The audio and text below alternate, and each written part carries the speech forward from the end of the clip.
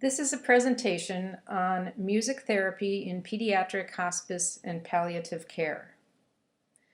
I was drawn to explore the topic of music therapy in pediatric hospice and palliative care because it appears to me to be an important place and time for music to be used, with its many healing, enriching, and nurturing qualities. My interest in music therapy in hospice and palliative care for adults has led me to ponder the impact music would likely have on young people dealing with life-limiting or life-threatening health conditions, as well as their families. Pediatric palliative care is the philosophy of caring for or comforting a child living with a progressive, life-threatening, or life-limiting illness, as well as his or her family, by providing physical, emotional, and spiritual comfort. Palliative means to care or to comfort as opposed to cure. It includes managing pain and symptoms, offering emotional and spiritual support, providing respite care, and supporting the family through bereavement. End-of-life or hospice care is similar to palliative care, but is considered to be for patients whose death is anticipated within 6 months. Like palliative care, it also includes pain and symptom management, emotional and spiritual support, and support for the family through bereavement. Therefore, the goal of pediatric palliative care or hospice care is not to increase the length of life, but rather to improve the quality of life of the child and his or her family during the remaining days, months, or years they have together. Of the adults and children admitted to hospice care, the majority of patients have been diagnosed with cancer. Other childhood life-limiting or life-threatening illnesses include, but are not limited to, heart, lung, or neuromuscular disease, organ failure, and many other disorders. Because of the many needs of a patient in hospice or palliative care, an interdisciplinary team is required to work together on behalf of the patient and his or her family to address the many needs of the patient: physical, spiritual, psychological, and social. Patients and their families are able to communicate specific needs to that team, which is often comprised of the primary physician, hospice physician, nurse, social worker, chaplain, home health aide, bereavement counselor, and volunteers. Additionally, there may be a physical therapist, pharmacist, and nutritionist. This is where music therapy would enter the picture, providing yet another tool offering comfort, expression, and release.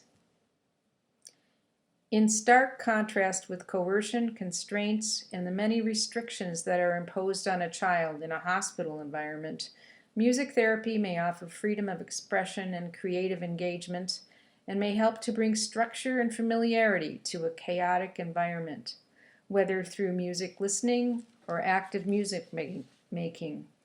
It has the potential to sustain a child's attention moment to moment, and in that way can provide a refuge from the experience of fear, pain, or chaos. Children who have disabilities or complex medical conditions and their families often experience stress, grief, and anxiety, especially when they are in the hospital.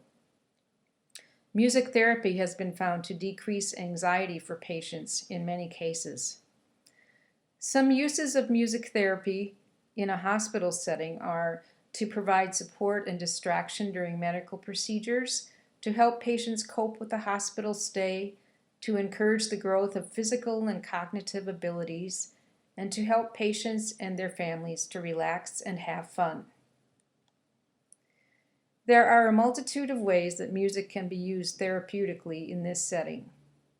Singing with patients, listening and or moving to music, song choice, songwriting with the patient and family, lyric analysis, improvisation, music and imagery for relaxation with progressive muscle relaxation and deep breathing, and playing instruments and games. Music therapists have the unique ability to help provide an opportunity for the child and family to create videos, songs, journals, and pictures together that continue the child's legacy. Songs written during music therapy have been described by parents as treasured memories as they reflected on music therapy with their terminally ill child. In that way, parents may be assisted in their grief by holding on to the significant memories created during music therapy as a way of continuing bonds and their relationship with their children. As noted in Lucy Forrest's article on home-based pediatric palliative care in Australia, with all the challenges inherent in a family's role as home-based caregivers, music therapy may not only address the needs of the child, but also provide a time of respite for the family from the stresses and demands of caring for a sick child, and allow them to be together in the moment to play, interact, and share moments of fun, joy, reflection, and relaxation with their child. It can provide a positive focus for both the child and family at a time when most aspects of life can feel daunting. The structure, support, and active music engagement that takes place during a music therapy session creates an increased means of coping for the child, and the parents' perceptions of their child and their illness may be supported by participating in music therapy together. Music therapy can provide a place for children to be themselves, to reinforce their identities, to regain an element of control in their lives, to be heard, and to be creative. Music therapy provided opportunities for the family to feel as though they were making a difference in the quality of life for their daughter. One mother stated when reflecting on music therapy with her terminally ill son, "The music was one good moment, the absolute extreme opposite of the horrendous memory of his last breaths. If I didn't have that good and precious moment to counter all the horrific moments, I don't know how I'd cope." There have been several studies in support of music therapy in pediatric hospice. A study was done in Australia, the results published in 2008, with the purpose of investigating bereaved parents' experiences of music therapy with their terminally ill child. Interviews were conducted with 7 bereaved parents with children ranging in age from 5 months to 12 years of age. I found the themes that emerged from this analysis to be very inspiring. They included A. Music therapy was valued as a means of altering the child's and family's perception of their situation in the midst of adversity. B. Music therapy was a significant component of remembrance.